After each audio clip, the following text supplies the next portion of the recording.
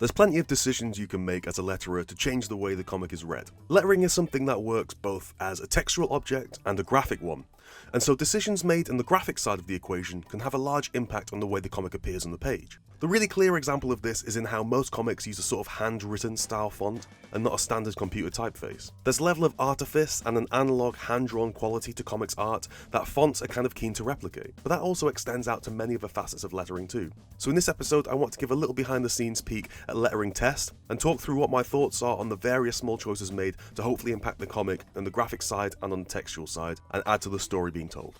You're watching Strip Panel Naked, I'm Hass, and I'm going to show you some of the cool stuff lurking in the pages of some of the best comics. So first is to think of the balloon as a graphic element. That means considering it as part of the art on the page already, an additive element. In much the same way that a colorist may add to the line work of the artist, a letterer is adding to the art on the page too.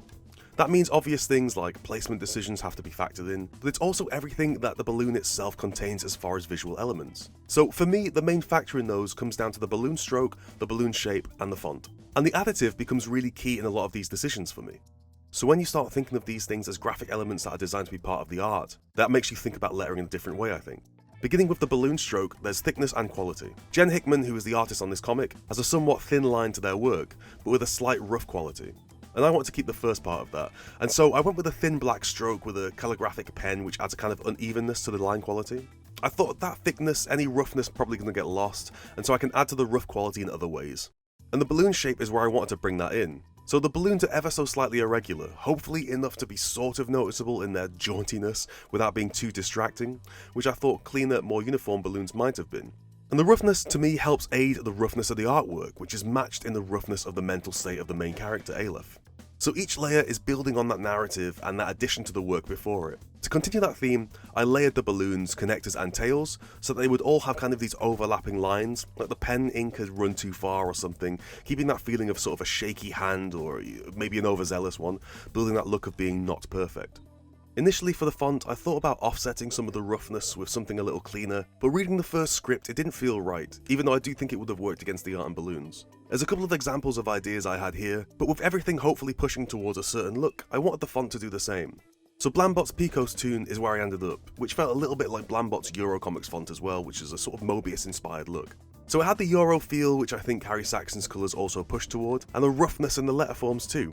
Plus the font was quite thin, and I adjusted my balloon thickness ever so slightly to match a little tighter to the font line, to make it look like it might all have been done with the same pen. And with that, the overall look of the lettering was mostly done, except for a few character voices and roughened and stylistic balloons, but they all follow a similar path as these do, with overlaid extending lines, a thin stroke, and an erratic non-uniform feel. But also, lettering is textual and not just graphic. And one of the things that really stood out from Christopher Sebela's script to me was the way the main character, Aleph, spoke.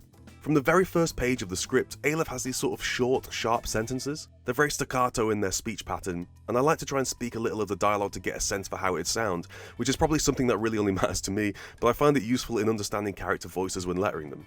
Anyway, with Aleph, it felt like all these small sentences were part of the same overall chunk of dialogue, sure, but also that there was a clear intent in the way that they spoke, and that their brains seemed to take them in different directions constantly. Sometimes they speak over characters, as a sort of a messiness to how their dialogue falls out of them. So I wanted a way to replicate that on the page, which does become a kind of combination of graphic and textual, because I felt like just having a large balloon with all these small sentences wouldn't quite get that sort of darting off in another direction feel that I got reading the dialogue. It seemed more like one large speech, and I wanted to move away from that. So while the majority of the script has it sort of all together in this dialogue, I broke down much of Aleph's dialogue into smaller balloons. So if you look at panel 4 from the first page, this is a pretty good example of that. Chris Sebela had written that as 2 balloons of dialogue, but on the page I made it 6. If you look at the 2 versions of lettering between the original and my modified one, they're both presenting the same literal text, but I think they do tell you 2 different things about the character. The script version, to me, felt a little bit more confident in their dialogue, and the second one that seems a little bit more erratic. And to me, it's an argument for what a letterer can also bring to a character, beyond just a fancy new balloon type for a voice or whatever. But in the same way that an artist is thinking about how a character moves and reacts, a letterer can be making decisions about how a character speaks, too. And what you find with comics is this incredibly interesting additive approach, as I mentioned at the start of the episode. The writer comes with the character in the world, the artist is able to build that world and realize that world and visualize that world, and also visualize how characters move, how they look, how they react to moments. A colorist is able to compound that by adding emotion into all these instances, and hopefully then a letterer is able to add to that by figuring out how the world speaks, how the world sounds, and how these elements in a graphic way interact with the art around them. But it also does another thing, which is where the graphic concepts and the textual ones really do collide. Because if we think of space on a page as time, and the balloon as a smaller unit of that time, adding more smaller balloons can feel like many more fragments of time. If you add it all into one balloon, it will seem like a large monologue, and breaking that down into numerous smaller balloons will feel like a series of shorter beats. It also looks like it's filling up time in the room via those balloons. And ultimately, I hope this argues and speaks for the role of a letterer in comics, as one that is additive in the exact same way that a color artist is, for example. A letterer can be making decisions about how a character speaks too, and that is incredibly important in a medium where that's the closest we've got to hearing a character's voice. Thanks for watching. If you'd like to support the channel, you can become a patron and get access to over 3 years of exclusive content and additional writing. You can also find me on Twitter at HassanOE and my Eisner-winning magazine at panelxpanel.com. Finally, hit subscribe and that notification bell to keep up to date with all the latest episodes, and I'll see you next time.